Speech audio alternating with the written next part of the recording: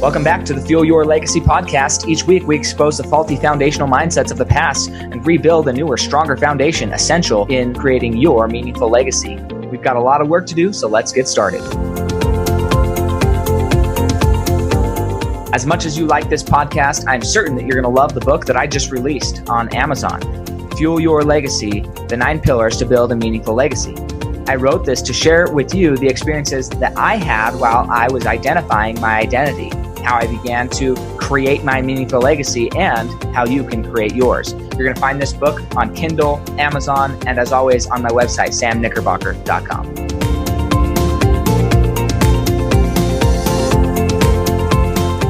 Welcome back to Fuel Your Legacy show, and today we have an incredible guest on. I'm excited. Every time when I get the opportunity to invite people onto my show, it goes through a selection process of who do I think is going to be best, what messages need to be heard, and how pertinent are they, especially to when I'm launching them, how pertinent are they to kind of world circumstances, things like that. So I am super, super pumped right now to have Kip Kenobi Brooks. Kenobi part is definitely a calling name, but he is a certified Jedi master and trainer in neuro-linguistic programming. Now, if you've never heard of NLP or neuro-linguistic programming, you are going to have your mind blown today, especially kind of going through this sense of world uncalm. It's essential that we learn how to talk to ourselves, how to communicate to others, and learn how to stay positive. Negativity causes a lot of, from a quantum physical perspective and hormonal perspective, a lot of not great things that don't serve us. And so learning how to control our environment and the languages that we're using are crucial, especially in this time where you've never had as much time to yourself, probably since you've been alive, right? You've been in school, all these things. Now you're sitting at home wondering what the heck to do with yourself and your family because you've never spent that much time together.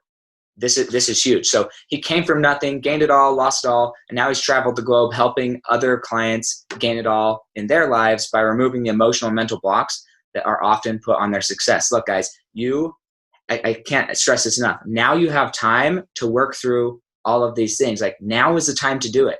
You're never going to get 2 weeks off from work again just because. I don't know if you never will, but this is the time to do it. I mean, it's a gift from God in my mind. This whole circumstance is such a blessed opportunity for us to take advantage of. I'm super excited for you guys to hear from Kip Kenobi Brooks. So Kip, go ahead and give us a little bit more of your background and help us understand why you want to build a legacy and what legacy you're building. Go ahead and start from your earliest memories and bring us on through the journey. Wow, and thank you so much for having me. I love the show. And yeah, for me, so I started out typical kid, curious about the world and just trying to be happy and explore around and make my parents proud and all that good stuff. But I wasn't in an environment that was nourishing to that type of mindset. And I was very sensitive as a kid. I was very empathic, and I don't have a single memory of my parents ever getting along or ever feeling like they were even remotely happy in their life in any way, shape, or form. They hated their job, and that just blew my mind because they actually owned their own business, and they hated every minute of it. And they weren't happy being in a relationship. But neither one would walk away from the business, so they wouldn't walk away from the relationship. And so there was just this, I never felt safe or comfortable at home. And by the time I was 8 years old, I was having suicidal thoughts.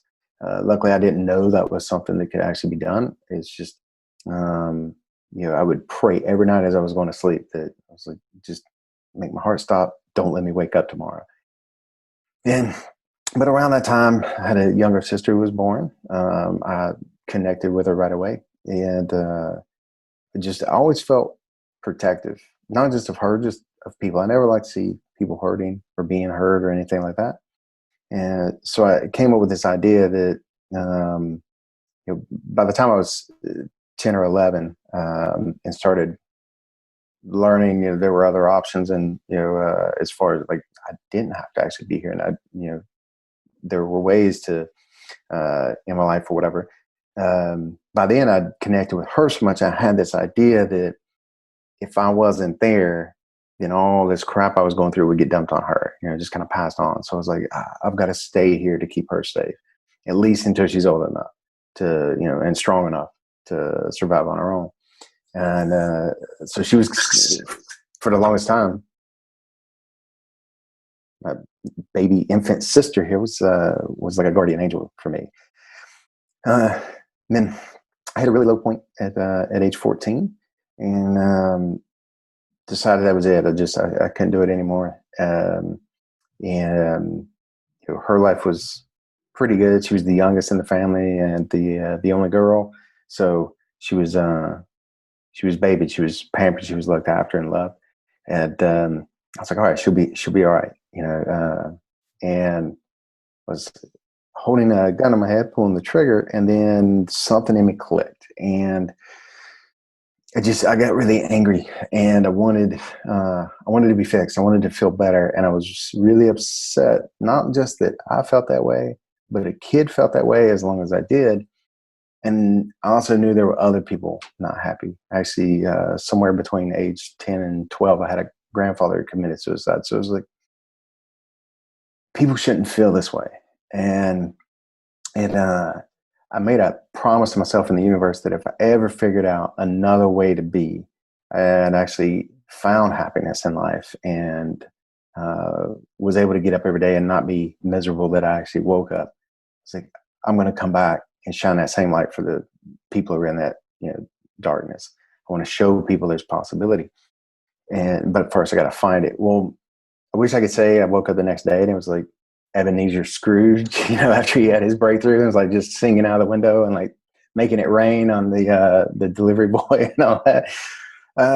But I was still, a broken, lost 14-year-old kid who knew no other way. And I was still in the same environment, and I didn't understand the power of perception and mindset and all that. So stayed around, still trying to okay, at least look after my sister and all that, and try to figure it out. But as time went on, I was still just never really getting there. And then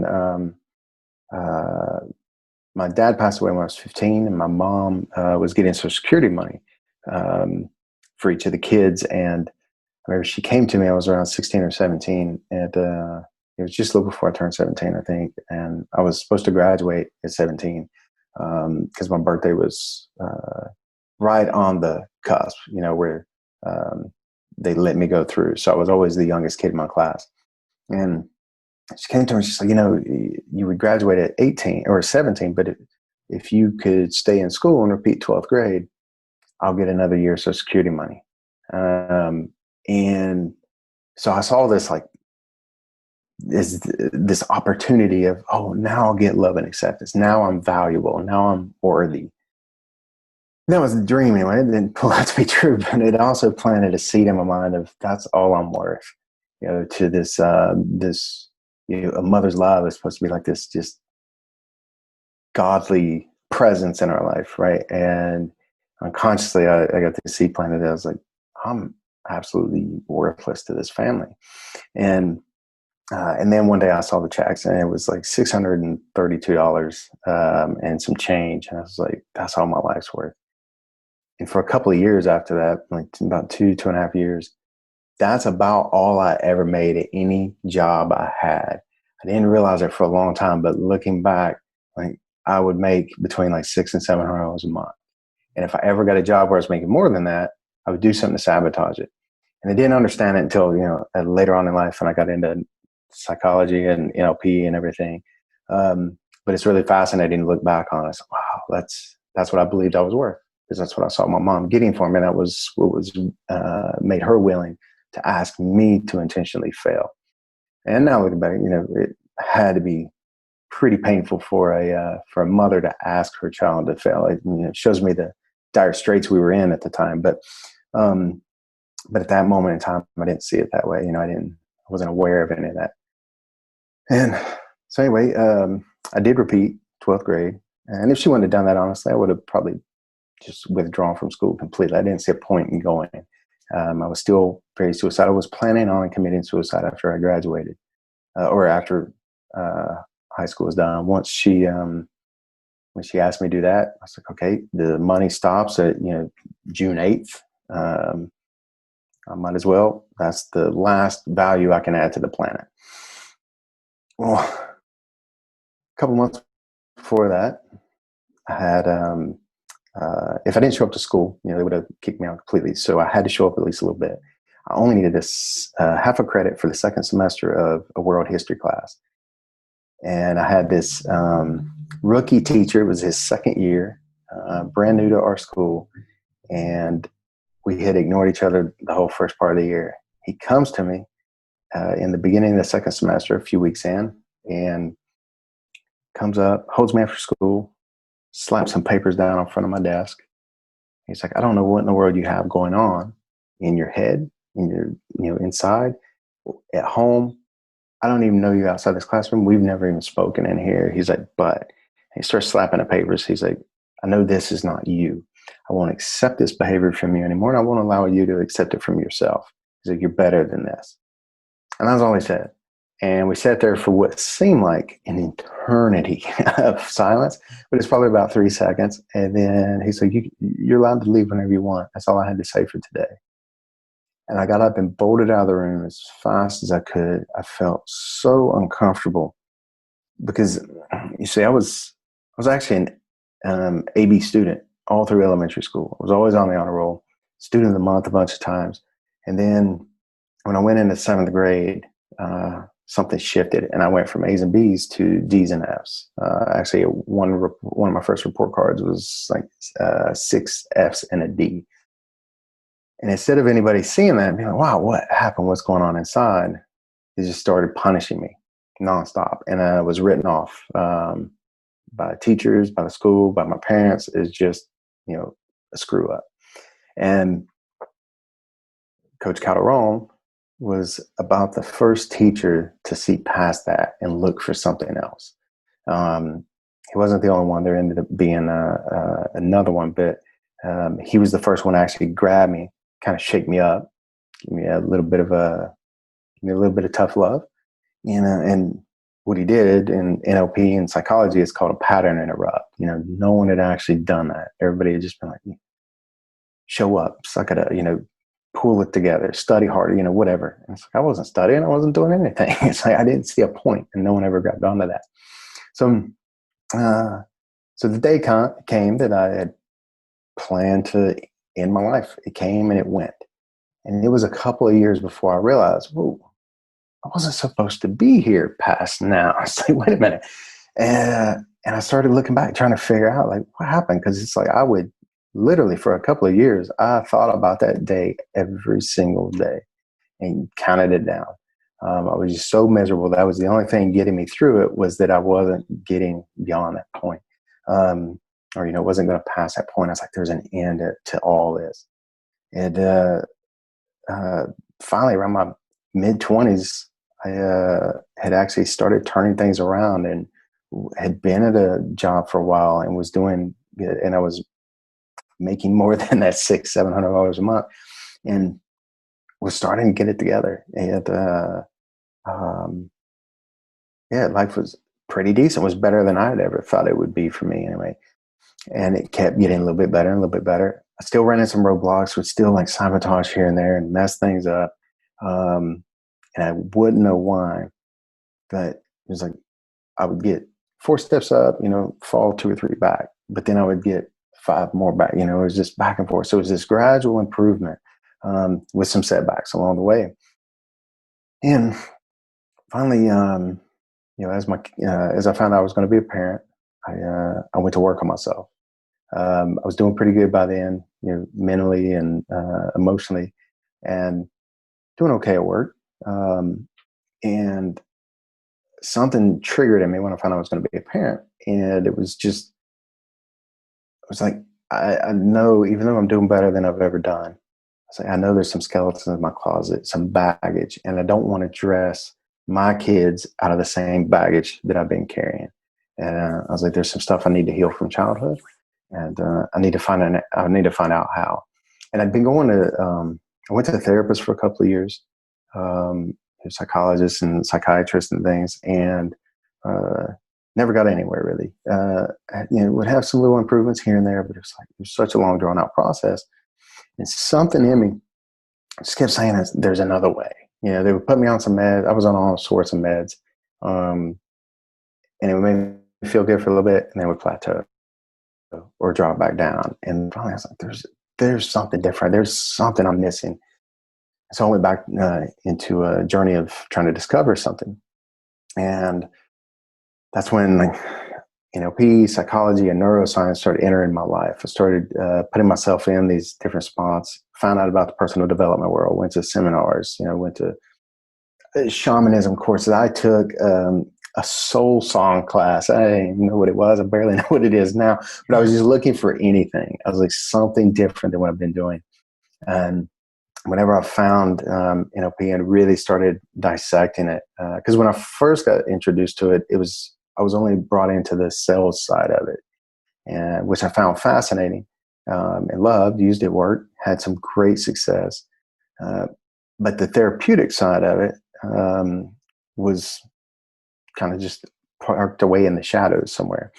And when I discovered that and then realized how to link the two and started understanding the baggage we carry from the past and how to release it and all that, that's when it really triggered in for me and it really got amped up. And then in 2010, I had a daughter who passed away shortly after birth, and her life she had a brain deformation that was there's no treatment for, no cure, and it's 100% fatal.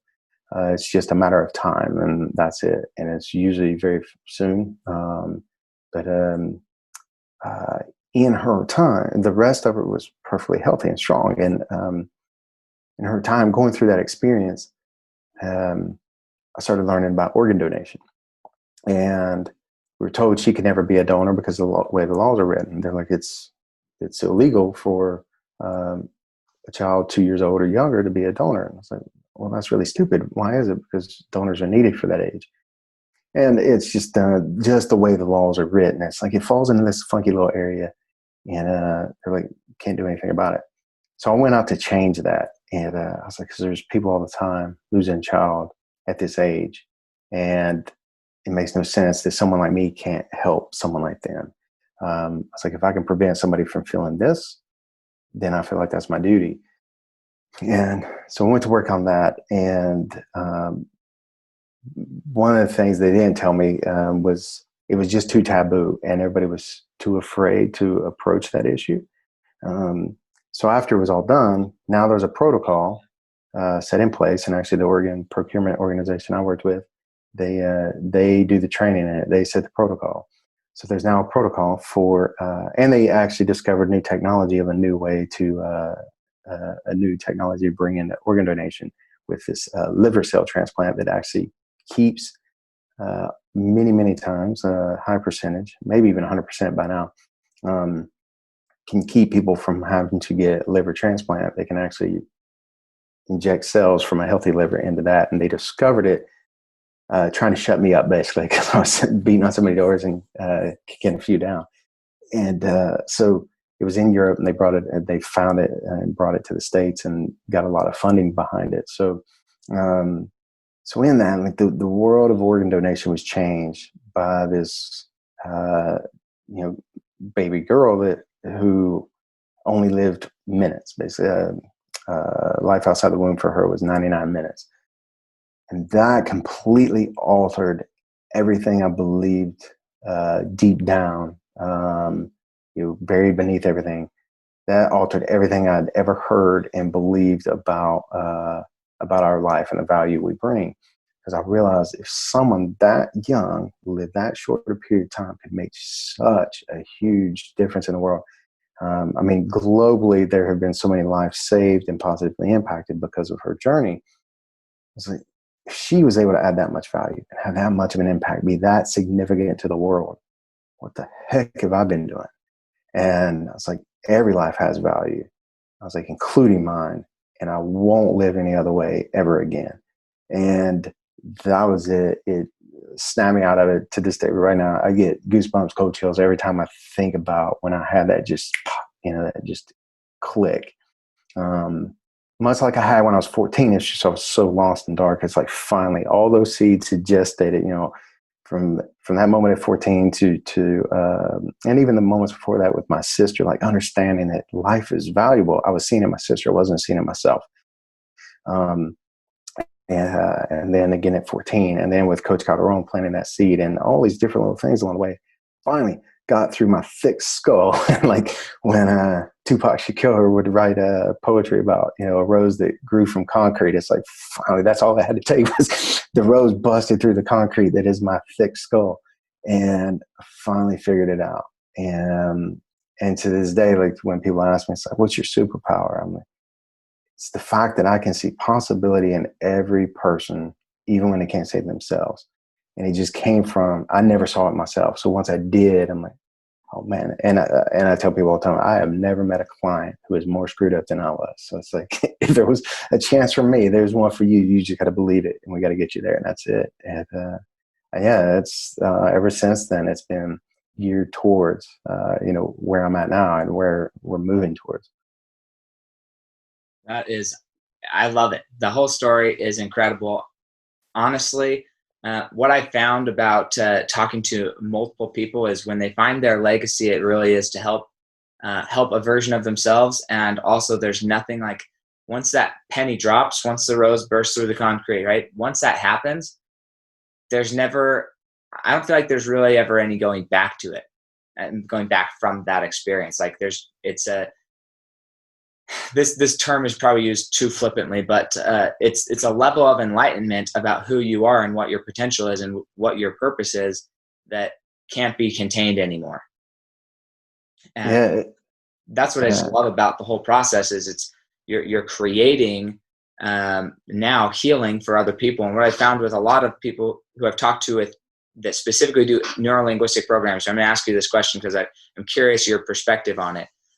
There's many people who I think have used neurolinguistic programming. You probably have a lot of clients who have used it in the past. In my experience, all of the practitioners that I know, the people who are like actively helping people, they all have a story similar to yours where they truly believe that they are more screwed up than anybody they could ever meet. Or at least they were more screwed up than anybody they could ever meet. And because of that, they make great practitioners because there's that empathy, there's that relatability that like, look, there is still hope for you. And I think that belief helps it work even more for the people who maybe haven't had that experience to be a practitioner. I'm just curious, how many practitioners do you know that haven't had one of these like major life, like they went from suicidal to being an avid like crusader for the NLP, hypnosis, things like that help? No, so many who haven't, and it's funny, you're just dead on the money. It's the ones I speak with who have had like these just amazing stories of transformation with clients. Like me, my favorite one is this girl, and I have full permission to use her story. I have tons of video testimonials from her and interviews and everything, and she's actually a student of mine right now. But Melissa, she was a rape victim, and because of the rape and the way trauma and everything works, the rape left her with asthma, PTSD, phobia, anaphylactic allergy, and that allergy had actually left her legally dead for more than 5 minutes a couple of years ago.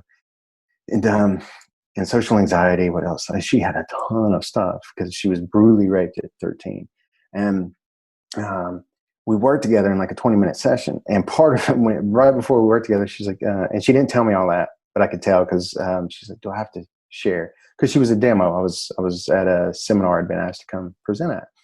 And she's like, and whenever she asked me, her eyes went dark, and I could just see, pain can recognize pain, and we can only see in others what we've seen in ourselves a lot of times. And so I could just recognize it. And I had an idea of what it was because just the shift in her, persona and body language and everything.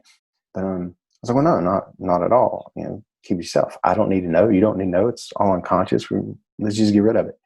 And she told us afterwards, but she had told me before. She's like, well, you need to know that one of my best friends has all the same training you do, and actually maybe a little bit more. And it's like he refused to work with me because it was too dangerous. And I was like, well, that's his stuff. That's not your limitation. It's not mine. I was like, do you believe it can be done? And she did. She was dead on it. I was like, and you trust me? You trust the process? Yeah. Okay. That's all it takes. And about a 20-minute session, she's done. No allergy, none of that, no PTSD anymore, no phobia. And but she was so ready to let it go. And that, like, it rocked my world. I didn't know how long that was going to take. I was like, but if it takes all night, I'm staying here. I will not let her leave. And that kind of pain that I just saw. And what it is, like, we talked about it afterwards, and had a very similar conversation with where you and I are going. It was the people, and she had talked to a few people who worked with her on a lot of different things from her past, but never going near like the allergy and all of that stuff. And that was their limited belief in what it was. And if I have a second superpower, this is it. I've always been too dumb to be afraid. Like, I'm not afraid to go there with a client. It's like, I've had my own darkness, and my own pain, and all of that. It's like, yours isn't going to, and I don't mean this in a cold or like being a jerk or anything. It's like, your trauma isn't going to hurt me. So why would I be afraid to go there? If I can go there with you and help get you out, I'm coming in. It's the firefighter coming into the burning building. Everybody else is running out. And it's because it's that protection thing. And it's like, I don't want anyone. I can't sleep at night knowing I let somebody stay in that, thinking it's anything remotely like mine was or worse. The pain I experienced, because the mental and emotional pain is far worse than any physical pain. Absolutely. So yeah, the people she had said that who had like refused to work with it or whatever, like the ones who were friends or whatever, she's like, yeah, they had a pretty good childhood growing up or whatever. And other practitioners or ones I've had who've come to me, I've even had people who actually mentored me on the way up come to me and ask my advice and opinion and ask for mentorship from me. And even though they have years of study and knowledge in it, but they never had the practice. They never went there. They never pushed the boundaries. And I would talk to them and kind of same thing. Like, they never had the experience of it themselves, of some kind of traumatic event or deep mental and emotional pain. And the ones I talked to who have had these amazing transformations for themselves or clients, you talk to them and say, well, what was your life like growing up? It's like, parents used to beat me all the time, or I grew up in an orphanage, or I have someone else who actually had a friend who had a great childhood, but then got in a very abusive marriage, and that just took everything they knew about the world and flipped it inside out. And that's it. It's amazing. It's so healing to actually step into this side of things and start coaching people through that, because it's like, it gives that pain a purpose. And that's why we're giving it anyway, right? Pain is a huge motivator, and it's a beautiful teacher. So we need to experience some of it. Now, I don't ever want to see anybody experience like true hopelessness. That's a pain that no one needs to sink that low to. But it's like, pain can be beautiful, and prosperity can come from it. And I don't just mean, when I say prosperity, I don't just mean money and the monetization of things.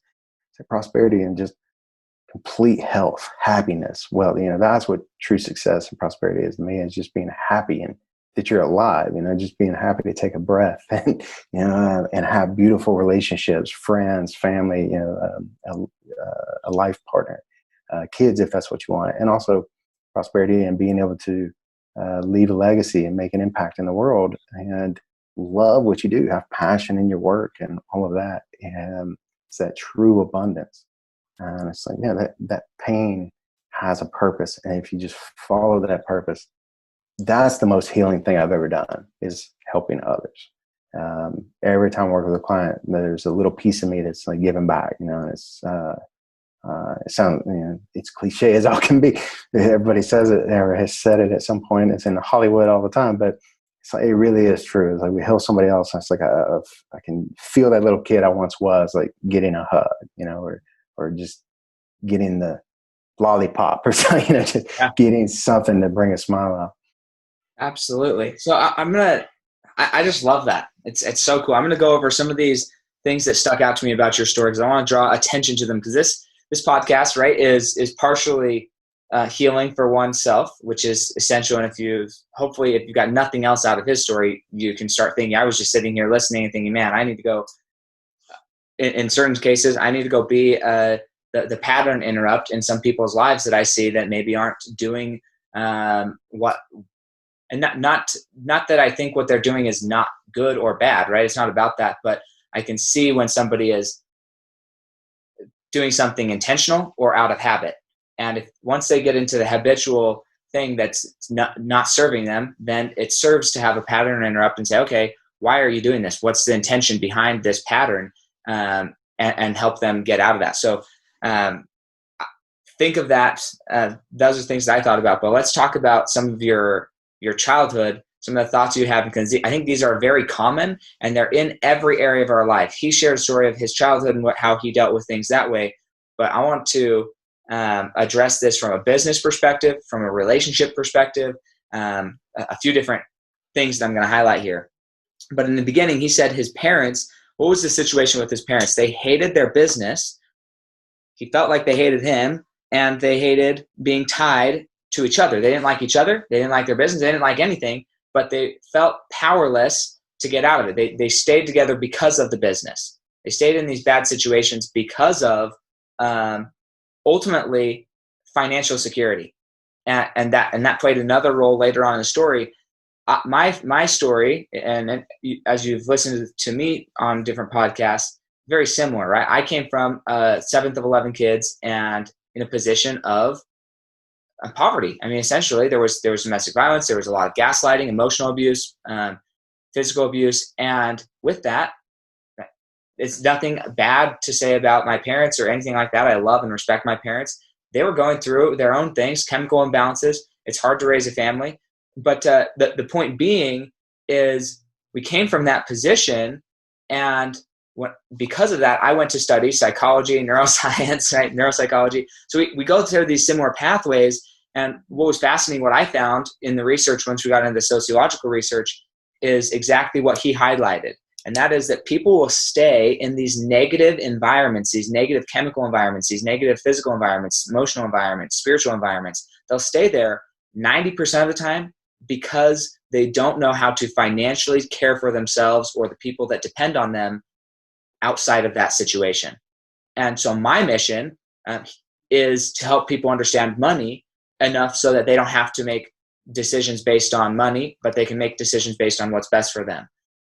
What I'm doing doesn't replace or it complements what Kip is doing. He's helping people more with the mentality of healing through these traumas. That's as important or more important than understanding how money works. Money's just the name of the show, right? The fuel for the legacy. It's not the legacy itself. The legacy itself is the healing that Kip provides.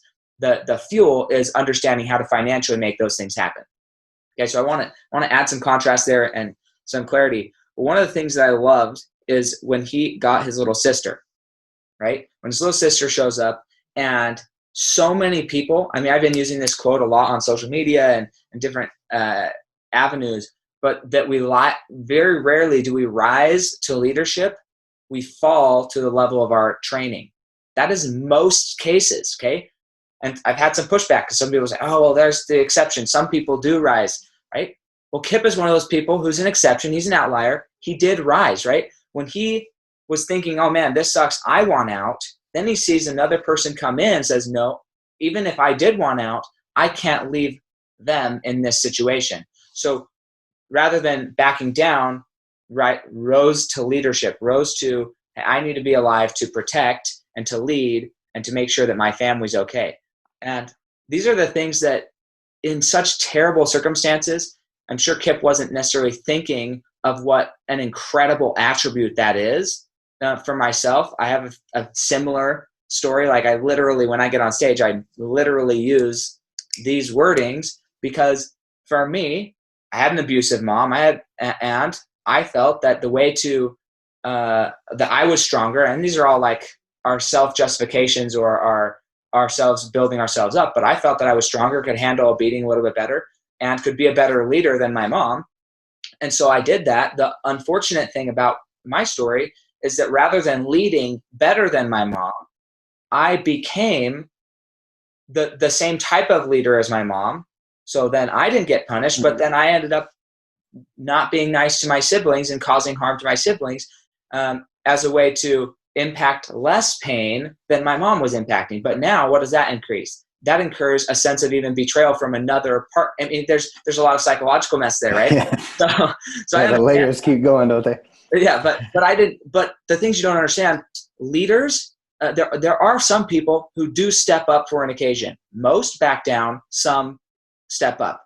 That's happening in every area of the life. And it's not, I want to make sure that people understand you're not bad or wrong or less than, or there's nothing demeaning about being somebody who falls or choose to run from the fiery building rather than running into it, right? That's not, if that's you, don't feel bad, don't self-shame or whatever, or feel guilty about that. People are different, they have different roles and they have different purposes, and that's okay. You know, it's okay to know that you're different, and we need both people, because if everybody ran in the building, we'd all die, right? So we need people who are outside taking care of the people who are outside the building. So that was huge. And then to do that, to be able to do that, he had to have an awareness of how others were, right? What ultimately pulled the gun out of his mouth or wherever it was on his body when he was thinking that is, man, I'm finally at a point where I'm in this pain. I now recognize, I'm at a point where I think I could recognize other people are in the same pain. Maybe they're either doing the same type of thing in private or they're thinking about it. Again, he had already set up the pattern in his life to be a leader. As soon as he recognized that where he could lead, he fell back, or rose up rather, to leadership and said, okay, who else who needs my help? That's his reason to live now, is to find those people who are hurting and to help them. And that was decided at a young age, even though it didn't necessarily come to full fruition until later. That was decided at a young age. Most major decisions in your life are decided or created, the patterns, between, I would say, 6 and 10 years old. Most of them, maybe even younger. Depends on who you ask, but there's a wide range from anywhere 4 to 15. And I like to say, well, let's go a little bit lower. But that's the situation there. Okay, this part is I think the craziest part. I don't know if I would say craziest, but there's 2 things that I think could cause the biggest transformation for you who are listening right now, especially in the world situation that we're in. The economy is upside down. The economy is like basically worse than the Great Depression. Okay, and I'm not trying to be a doomsdayer, but it just is. That's the statistical evidence. We've had worse days than even before the Great Depression and through the Great Depression. Okay, so what's interesting though is many people are going to lose their jobs from which they were paid based on what their employer thought they were worth. In Kip's situation, he was being used for whatever money his mom thought he was worth. Okay, that his situation and your situation are, I mean, for lack of better words, not to draw too crass of examples, they're identical. Okay, you're getting paid based on what somebody else believes you're worth, and as long as you're looking or hoping for times to get back to the old normal where you're just paid what somebody else thinks you're worth, you're not getting it. Like I said at the beginning, this is one of the greatest opportunities God could have given us, our world situation right now. It's time for you to identify your worth. What do you believe your worth is? Because when this all ends, you're going to have to go find a job again. But maybe, or you're going to start your own business, whatever you're going to do. And how are you going to say, no, this is what I know I'm worth? How are you going to project into those conversations, this is what I know I'm worth? And Kip can help you make that transformation because he recognized He saw what he thought he was worth, $600, $700 a month. Okay. And so many people, you decide that you're worth $40,000 a year or $70,000 a year or $30,000 a year, right? And it's the same, the number's different, but the mental process is identical. I promise you, from a neurolinguistic programming perspective, the language is the same. And so he can help you. If you want to level up your income through this whole situation, he's your guy. He can help you do that. He did it for himself. He can help you do that. Share a little bit about that, Kip, because I know it's possible. I know you can do it, but share a little bit about what that process is. What does it look like? It's funny when you were bringing that up. A colleague I have, she's awesome. When we were working with each other, we had kind of traded out. I was like, hey, will you run me through a session? I'll run you through a session, or whatever. And she was focusing on career and finance, and she's telling me about all the money stories that she had growing up. And come from a small town. People in a small town don't make much money, and of course, everybody's favorite, money doesn't grow on trees, all that. And then if you want to be highly successful, you got to be a crook, and all this stuff that she grew up with. And then it was when she became a coach, everybody was telling her, well, if you can help people, you should do that for free. You shouldn't get paid for helping people. I said, well, what? That's never made sense to me.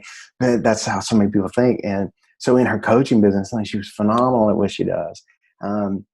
But she would cap out every time. It was like at like $6,000 a month or whatever it was, 5 or 6 grand, somewhere around there. And she told me we were working together in like mid-July, somewhere around like July 10th or 11th, somewhere around there. And this was a couple years ago, 2017 actually. And she's like, by the end of the year, the goal we set at the end of the session for her was, she's like, I want to be making $10K a month or more by the end of December. She was like, I want December to be my official first $10K month. Awesome. Let's go get it. And that's, that was the plan. I have a text message from her. Actually, the reason she popped in my message, I have a screenshot of a text message she sent me on August 1st. She actually pulled $10K a month in July, with a little more than half a week. Like I say, it was around somewhere between July 10th or 12th. We worked together, and by August 1st, it was like 4:00 in the afternoon. She's sending me a message like, "Oh my God, I did it already!" She's like, "What did you do?" I'm like, "It wasn't me. That was you." It's like, but she had held that belief. She had the ability. Everything else was there, and then we just had to remove the belief that it was possible. Just remove the belief that it wasn't there for her, that she couldn't do it. And it's like clients were like coming out of the woodwork for her. It's just she would find a way to self-sabotage, or she would end up doing something for free, or and that's the thing. Like, people are like, I don't have that belief. So what you do is, just for it to be a belief, it's buried so deep you don't even recognize it. So you said it comes in at a very young age, and a lot of people actually say you're even getting programmed these ideas and beliefs when we're in the womb. And there's actually evidence. They've done so many tests with animals, different tests showing that baggage and programming can be passed down genealogically, and they've proven it over and over. And it's crazy where all that comes from. But the beauty of it is it can be fixed, even if it's genealogical, even if it comes from 100 generations back. It doesn't matter. It can be fixed now in the present moment. And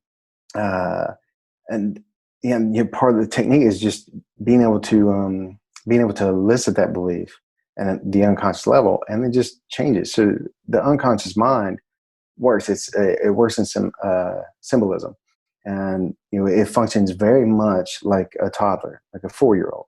And the problem is, I like to get people real riled up and rowdy, and a lot of times I'll say things like affirmations suck, or they don't work, or whatever, and they do work for some people, don't work for a lot of people. In certain contexts, they actually have a reverse effect than desired, and it's when it hits a core belief and like a baggage, deep buried baggage situation. Once the baggage is removed, then it can work. But if it's going against what we believe at a deep level, it'll actually make us hold on to it. So like affirmations and talk therapy work on a conscious level. Problem is, beliefs are at an unconscious level. So, and again, unconscious mind works like a toddler. So, once we understand, if you play any game in the world against a toddler, if you don't know the rules and they do, they're going to kick the crap out of you. However, if you know the rules, little toddler's a joke. You can take them out. They're very easy to entice. You can crush them in the game. I don't care if it's Candyland or football. You can take them out, right? And it's the same thing with the unconscious mind. We just have to understand the rules of the game it plays by. And once we do, it's that quote of the mind is a terrible master, but a wonderful servant. It really is. And so unconscious mind is trying to process things really fast. And, it has to make split-second decisions because our life depended on it back in the caveman days, where we would come out and, there would be movement somewhere. We would see a furry animal or hear steps coming. So it had to be able to process all the data it could take in really quick and decide, is that a predator? Is it prey? Is it a friend? What is it? And so in any given second, the unconscious mind is processing 4 million bits of information. The conscious mind can only process 126. 126, that's it.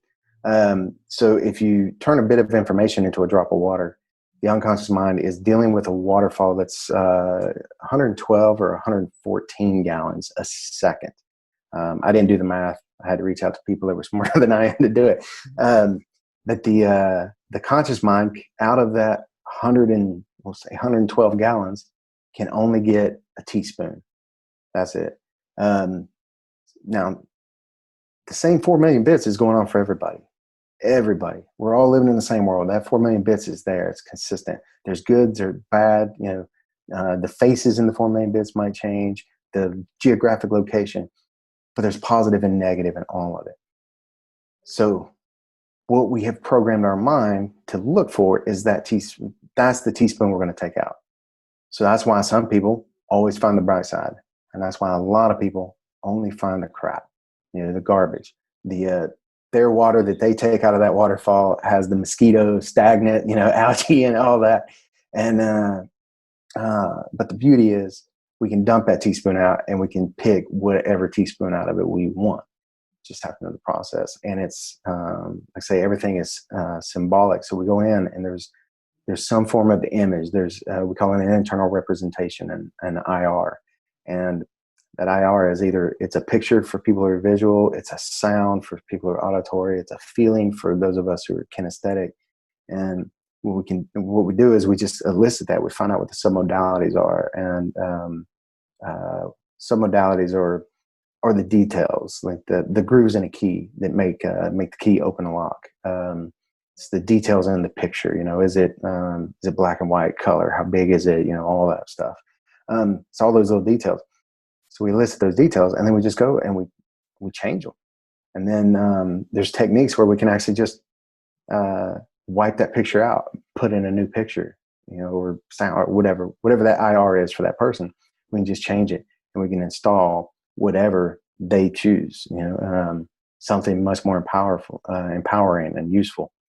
And it's ridiculous how fast it can make an impact, and how long. Like, people are always, well, what did you do to me? And then how long is it going to last? It lasts as long as you choose it to. Like, you did the work. It's there, unless you choose to accept the old belief and bring it back. It's like, it's done. Like, it's changed, and it happens so fast. Results don't take time. They take courage. They take belief. And, Tony Robbins says all the time, like, change happens in an instant. It didn't take you 10 years to finally find a diet that works, whatever. It took you 10 years to finally be disgusted enough with your results to change in that instant and finally go after something else. And it does. Changes in belief can change in a moment, just instantly. It's just, we have to be prepared for it. We have to believe it can happen. And that's, the problem. January 1st, everybody, or New Year's Eve, everybody decides they're going to make a change, or they think they decide. And then a couple of days later, a couple of weeks later, then, and it's because we don't have the system, we don't have the strategy, and we're trying to do it consciously. But all change, all behavior is at an unconscious level. Once we figure that out, we can hack the system. It's like any computer. Yeah, I love it. So one more thing that I want to highlight, and then we're gonna move on because we're gonna run out of time. This is a problem with getting together with people who you think so much alike, and you can just have a conversation for days on. Is there's not time. Well, I don't know. Maybe if you're sitting at home, there's time. But Kip and I we should get together and do a series or something. No, really. But one thing that I wanted to highlight here is he mentioned that he was counting down to the end, and that was what kind of was pulling him through, as he knew the day that he was planning on dying. And so getting through getting through high school, getting through those things, that was like the light at the end of the tunnel was checking out. And then he got past that day and looked back and was like, wait, what happened? I wasn't supposed to be here. I was planning on dying. What changed? Okay. What I want to pose to you, just to have you think about, the listener here, is what is the end? Okay. If you're counting down towards the end, what is the end that you're counting down towards? So many people, they spend their lives counting down to an end. They start Monday morning at work, and before they even start on Monday, they're counting down to Friday. They're counting down to the end of the day. They're counting down to when their kids go to sleep. They're counting down to when they're healthy again. They're counting down all these things. And the very nature of counting down, although it can be effective, right? Fear can be effective. There's a lot of things that can be effective to elicit action, right? But unfortunately, it's like a negative programming to count down towards something. Even if nothing else changed, rather than counting down and you just started counting up, what are you counting towards? That's the first question. Let's just change it from a negative counting down to what we don't want and focus on what we do want. That's the first step. The second step, I believe, in that process is not counting down anymore, not counting up to something, because the fact that you're counting up to something is essentially suggesting to your subconscious and your body that you're not there and you're never going to get there, because now you're counting up to something. So but it's essential part of the process of going from negative to positive, just as changing the habit from negative to positive, and then altering that habit to, rather than counting up to it, or let's just say, we'll use the Friday example because it seems to, this I think it'll help this conversation, right? So instead of counting down till Friday at 5 when you get off work, because now hell is over and joy has begun again for 36 hours, then then just switch the belief to counting up to, set a plan of what you're going to do that weekend and count to that day. Say, man, I'm so excited for this. I'm so excited to see my family at 6 o'clock, right? Not, I can't wait till 5 so I can go home. I'm so excited to see my family. I'm so excited to eat dinner, right? So just shift that one little language pattern into what you're excited for rather than what you're running from. So that's the first step. Then take that time period, right? Rather than saying, well, I'm so excited for it, it's going to come in a week. It's going to come in 4 hours. It's going to come whatever. And this is Mel Robbins. I love a lot of things she does, but 5 seconds, right? This is a whole process behind the 5-second rule, right? It's okay if your habit is still counting down or up to something, but give yourself 5 seconds, but then allow yourself to experience the joy, the fulfillment, all of that wonderful feelings that you're going to feel on Friday. Just experience them today, right? And what that will do for your life, it will take, and as Kip put it, grab a different teaspoon out of that waterfall, right? It's the same process of, you don't even really have to change your habits that much. Your habits, I mean, eventually I would say change your habits, but there's ways to biohack your habits and just switch what is the habit, focus on what is the aspect of the habit, what does it look like, rather than the negative aspect. Statistics are happening all the time right now in America. We have this coronavirus, right? Guess what's being taught on the media and everywhere? You have about a 1% chance of dying if you get the coronavirus. Okay, you could say that. And it's like everybody's freaking out about a 1% or a 2% chance of dying, right? And they're sharing all these horrific statistics of how many people are going to go down. And so unfortunately, that's what we're all focused on. The chances of us becoming part of that number from an energetic perspective are a lot higher because that's what we're focused on. If They instead said, hey, look, 99% of people in the world are going to have no problem with this. Do you think there's going to be mass hysteria if they say, hey, look, 99% of the public don't even need to worry? No, there's no mass hysteria because, like, well, why the heck are we worried then? Like 1%, 99% of people aren't going to be infected or care, or like they're going to get past this. We're not shutting down the economy if 99% of everybody's fine. Now, if 1% of people die, shut everything down. I mean, that's how ridiculous just altering how you present information is. And it's crucial that you're aware of how you're allowing information to be presented to you. Because when you're watching the news or you're watching stuff, again, I'm not saying don't get informed, but when you hear a statistic about this many people negative result, just practice for the next week changing that from, oh, well, that means the opposite, the difference of how many people have a positive result. Just by doing that one little thing, I think you'll see your whole entire moods and energy and everything increase substantially just by making that one little thing. So rather than counting down towards the end of your misery, start focusing on what you want and then draw that closer to you to where you can experience it in seconds or milliseconds rather than in a week or a month or a year or whatever, right? 6 years. If you're worried about right now, we're potty training my kid. Well, I should say my wife is. I'm not helping as much as I probably could. But she's counting down to when it's just easy again rather than counting up to saying, hey, look, I'm so excited for when this is going to be done. And he's potty trained. He completely does it all by himself. And it's those little, I promise you, those little changes will transform the lens you see life through 1,000%. 1,000%. Yeah, absolutely. It's, Wayne Dyer, Dr. Wayne Dyer has always been probably my favorite out of all the quote unquote gurus. And his quote about, when you change the way you look at things, the things you look at change. Just like when I first heard that and I was young, I was like, that's the dumbest thing I ever heard.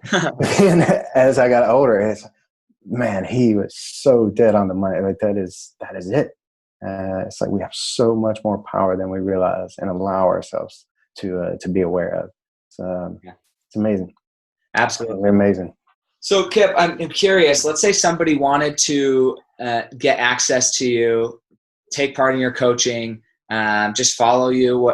What's the best way for my audience to reach out to you and get help with some of this, especially during this time? I'm probably going to move this episode up to being more in alignment with what's going on world economically. But how could they get in touch with you, and what type of value do you see that their lives changing by working with you? Then go to the website, brooksempowermentacademy.com. But also, all over social media, LinkedIn, Facebook, and Instagram, and all of them are, the platform's website, and then or URL, and then / Kip Brooks Coaching. So yeah, any of those areas, reach out to me at the comment on a post or reach out to me directly, either one, or email me directly. My email's on Brooks Empowerment Academy website. And I would be happy to. I post free content all the time. Anything I do to help, especially right now. Any questions, anything anybody has, good or bad, don't like the sound of my voice, reach out. We can talk about it all. Luckily, I have the tools now. That stuff doesn't bother me like when I was younger. It's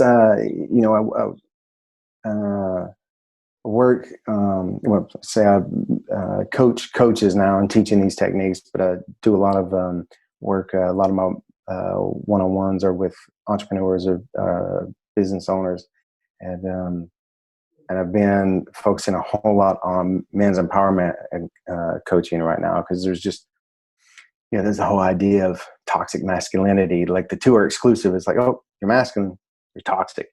And it's just a load of crap. And what's the truth is, it's wounded.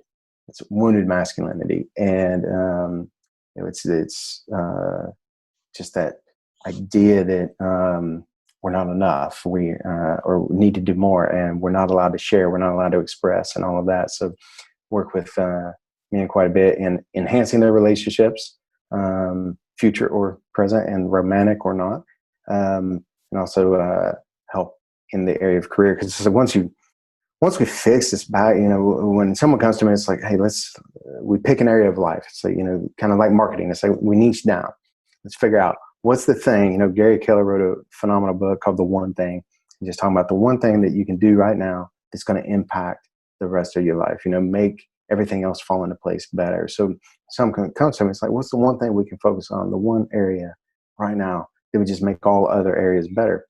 Because out of all the areas of life, it's like there's only one person in all of them, and it's us. And it's like we can't get better in one section, one area, without making it better everywhere.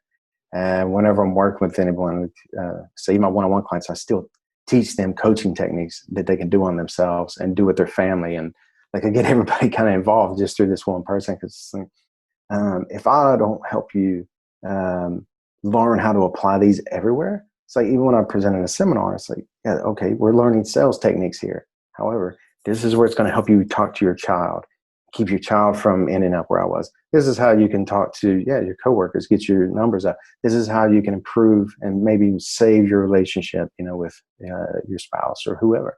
And because I feel like if I haven't done that, if I haven't taught you how all that applies, because like I say, when I was first taught NLP, it was all about the sales side of it. Had nothing to do with the other side. I had no idea. And then when I found out, I was like, whoa. And then I learned how to bring them both together. And it's like, if I'm not doing that for someone, I'm keeping something from them. Life is about, abundance is about giving it. And it's like, if I wasn't given these tools, I wouldn't have the life I have now. If I wasn't given these ideas and opportunities, I wouldn't have these 3 amazing kids and this wife who, in my eyes, walks on water, and have these amazing friends and life experiences. So, when I take someone on, that same protective spirit comes in of like, okay, I've got to make sure that if I'm not here tomorrow, this person is set. And that's how we approach everything, pretty much. It's like I'm dumping out every little trick I can think of that's going to help them. Awesome. Love that. And then you said you have an online course as well? Yeah, I wanted to gift you guys. We used to charge for this, but with everything going on now, I was like, this is it's huge. So it's a gratitude to you and your audience. It's 30 days to empowered positive living, and it's about an hour and 20-minute video where we teach about it and the process and the meaning behind everything. And then it's just like 5 minutes a day that they dedicate to it, 5 or 10 minutes. And it's just going through it's the presuppositions of NLP, but it's we give it a little different teaching to it to understand each one. And as they apply these, like positive thinking gets better, just their mindset, their physical state, mental and emotional state, but also the communication with themselves and their relationships get better. It just gives a different perspective of seeing the world and how we show up in it, and also what's going on with other people. We've got some beautiful, beautiful feedback, and it's something we wanted to gift as a token of gratitude for having me on. Love it. So the links to all of those, his website, his social media profiles, and then the link to his coaching. I'm going to put the link to this online coaching at the top of the show notes. So definitely take advantage of that. I mean, you're not going to lose anything, and you're going to gain so much happiness, peace, and joy and light in your life.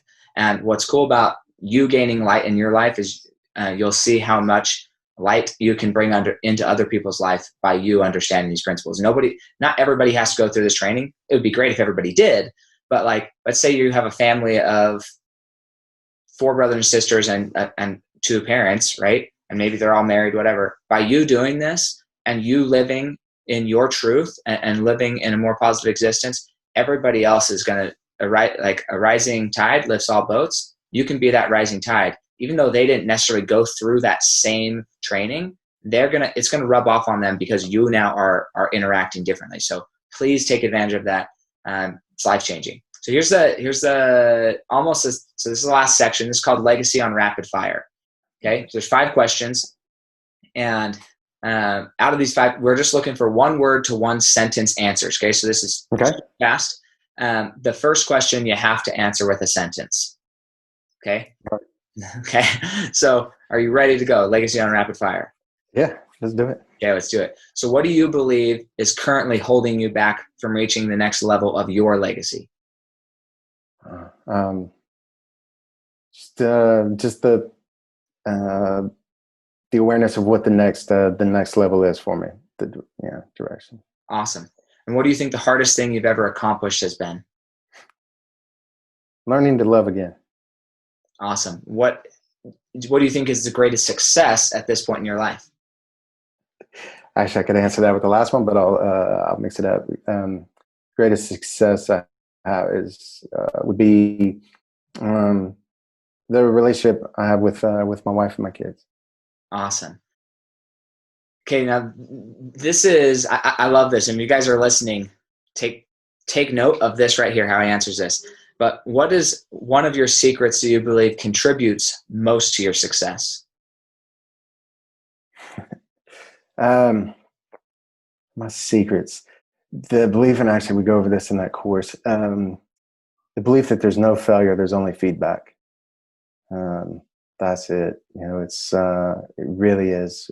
We far too often take it personally when something, an idea fails. We stumble. We're like, "Oh, I'm a failure." No, not at all. It's simply, we have so many people who are gamers, and it's like, well, when you get beat in the game, did you quit and throw the game out? Nope. Then why would you do it in life? It's like same thing. Hit restart. Let's get back in it. Get an extra life. Whatever it is, just go. Just change direction. You go in a little more educated. So yeah, no failure, only feedback. That one, especially again, given the circumstances of the world we're in, doesn't matter if you got fired, laid off, changing jobs, doesn't matter if you got sick. There's no failure. There's nothing wrong. It's just feedback. How are we going to adjust? How are we going to improve our health, our value in the marketplace, our beliefs, those things. So don't take this as like a failure, but take it as I need feedback. Okay. So then, what books would you recommend to the Fuel Your Legacy audience? For me, my probably my all-time favorite was the Four Agreements. Also, David Goggins' book "Can't Hurt Me," phenomenal book. It quickly became one of my all-time favorites. And then let's see, my third favorite would have to be "Outwitting the Devil" by Napoleon Hill. That one's so freaking good. Yeah. Especially right now, guys. I'm not kidding. Go reread that book and see what's going on in the world and how are people being controlled. I'm not joking. I reread that. So in the end of Think and Grow Rich, if you've read that book, he goes over the 7 ghosts of fear. Make sure you're not falling prey to the 7 ghosts of fear, man. I mean, this is like, the world is being controlled by fear right now through the media. It is. Now, whether that's that, I'm not blaming anybody, right? I'm sure everybody's doing what they feel is best and is in their best interest. And I'm not blaming them to do so. All I'm doing is inviting you to do the same. Do what's in your best interest. Don't allow somebody else to affect you and do what is in their best interest to you. You intentionally decide what's in your best interest and go do it. And then Outwitting the Devil, that's on my list this month of books that need to be reread, because that is a huge, huge, huge book. I mean, it's like understanding what exactly is in place from a systemic cultural perspective, kind of bird's eye view of how people are controlled and how you lose in that book. They use the term drifting. How the main goal is to get you to drift and not be intentional. If there's any point in time you're sitting at home, right? If there's any point in time that this is applicable, now is the time. Do not be a drifter. Do not choose out of creation. Intentionally plan your day. Intentionally create exactly what's going on every day. Even if it's at home, even if it's washing the clothes, vacuuming the floor, scrubbing the floor, whatever it is, be intentional, because the act of complacency, the act of drifting, is seriously dangerous on so many levels. Don't allow that to be you. Get actively involved in whatever you can do in your community to help the people around you. Anyways, that book, phenomenal book. Great read, great recommendation here. Especially when I heard the story about how it came in and how controversial it was all through its, until it was published. It was like, oh, I got to read that book. Oh, dude. And then it read it. It so lives up to the hype. It's phenomenal. So far beyond its, beyond its time. Yeah. Wow. It's incredible. So this is the last question. Okay. And that's my favorite question. This is honestly, I mean, I do the podcast for a lot of reasons, but this is probably the key reason I do the podcast. One day I'm going to compile all these answers and turn it into one episode, right? But it's just so freaking good. Okay, so here's the question. I know. Here's the question. So it has to do with legacy building. What legacy are you building? So I want you to imagine, okay, go to this place where you've passed on, you've died, and you're able to walk into a room where your great grandchildren are sitting around a table discussing your life. So this is 6 generations from now, 100 to 150 years from now. Okay. You're gone, you're dead, but you walk in and they're sitting around discussing your life. What do you want them to be saying about you, your mission, and your legacy 6 generations from now? Ooh, beautiful thought. Wow. I love that one.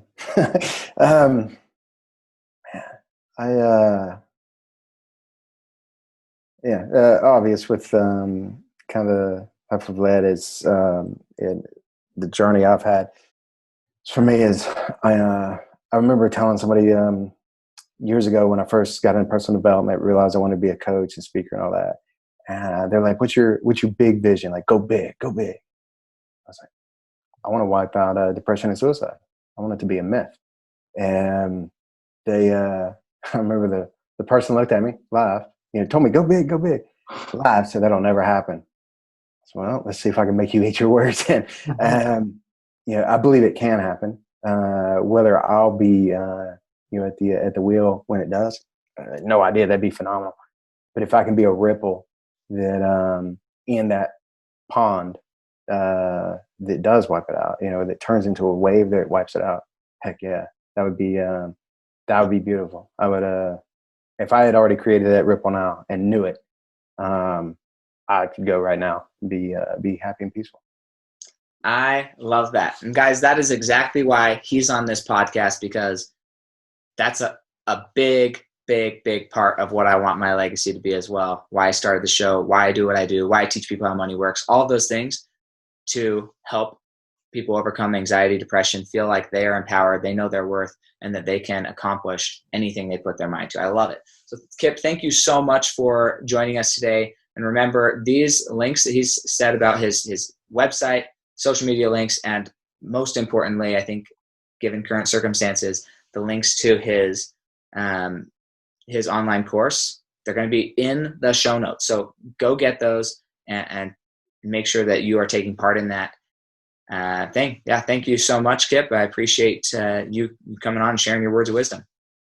Absolutely. Thank you so much for having me. I loved it. I'll get you the link for the gift, because actually I was setting it up this morning.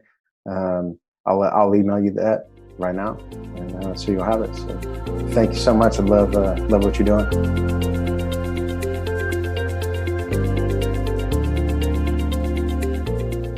Thanks for joining us. If what you heard today resonates with you, please like, comment, and share on social media. Tag me, and if you do give me a shout out, I'll give you a shout out on the next episode.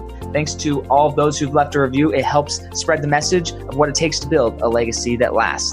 And we'll catch you next time on Fuel Your Legacy.